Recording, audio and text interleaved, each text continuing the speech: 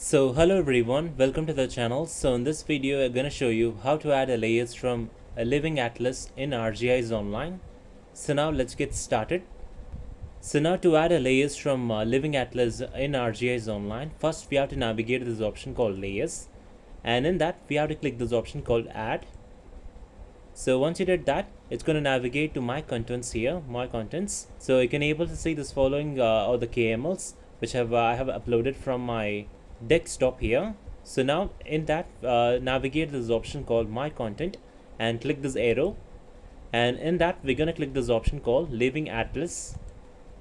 So now it's going to load the different features layers from living atlas, and the living atlas is great because essentially this is the data. So this is the data catalog of Esri's kind of created and curated contents.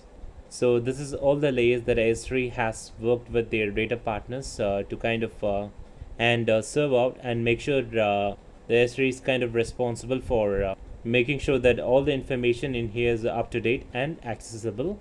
So it's a kind of a good place to search for different topics if you're just kind of poking around and trying to look for something.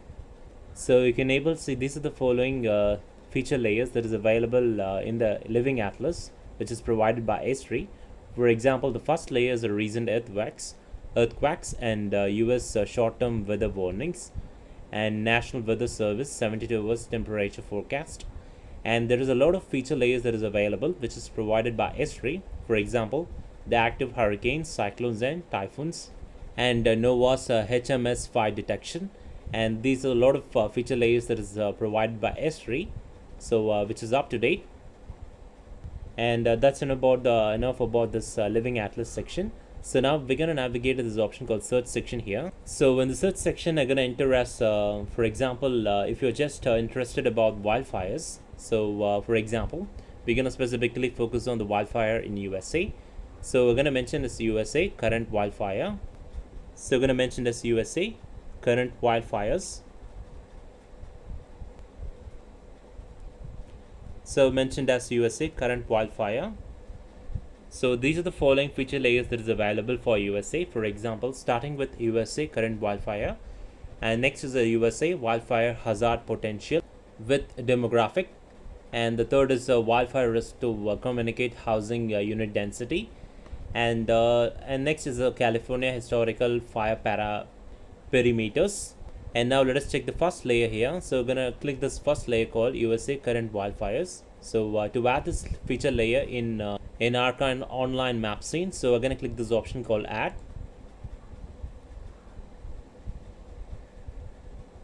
So now the layer is getting loaded up here. So let me close this.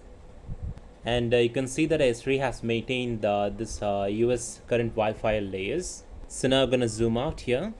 So I can kind of see that they have a point location for all different wildfires, and then some additional details about like the current incident in USA wildfire incident in Hacker. So from this figure, you can from this symbology, you can able to see the USA wildfire incidents. So this particular symbol which indicates the more than 300 wildfire incidents, and in case of this particular symbol which indicates around 0 to 999 wildfire incidents. So you can be able to observe the symbology here. And from this symbology you can able to see variety of informations. For example, so this particular symbol which indicates the prescribed fire, and this particular symbol in violet which indicates the incident complex, and this particular symbol in with orange and red color, the fire symbol which indicates the past wildfire incident in the past 24 hours. So which is you can able to clearly identify these are the wildfire incident which has occurred in past 24 hours. And last, this particular symbol which indicates the wildfire incidents more than 300,000. So you can able to see this particular area which indicates that the wildfire incidents which have occurred more than 300,000 wildfire incidents have occurred. And this particular symbol which indicates the wildfire incidents about 550,000 to 250,000 to 300,000 wildfire incidents. And these USA wildfire incidents are indicated in acres. So about 50,000 to 300,000 acres of wildfire incidents are which is indicated in this symbol here. So the next layer, we have to navigate this layer called USA wildfire hazard potential with demographic. So we're gonna add this layer. So we're gonna click this option called add. So now the layers are getting loaded up here. So I can able to see the layer. So this is USA wildfire hazard potential with demographic. So you can able to see here. So you can able to see from this figure here. So the symbology which indicates the average wildfire hazard potential score. So the wildfire hazard potential score varies from 0 to 5. So a high value which indicates the wildfire hazard potential areas. So you can able to see here towards this part of the study area has a higher wildfire hazard potential areas, which is clearly indicated in this symbology here. So based on this color, you can able to identify the areas with a higher wildfire potential hazard potential spots. For example, towards the north western part of the study area has a higher wildfire hazard potential areas, and also towards the south eastern part, you can able to observe the wildfire areas, that is wildfire hazard potential areas. So now let me close this. Let me navigate this option. So in the layers section here, we have two different layers. One is USA wildfire hazard potential with demographic, and the second layer is US current wildfire. So I'm gonna turn this layer using this option. So now we can able to see this below layer, that is US current wildfire.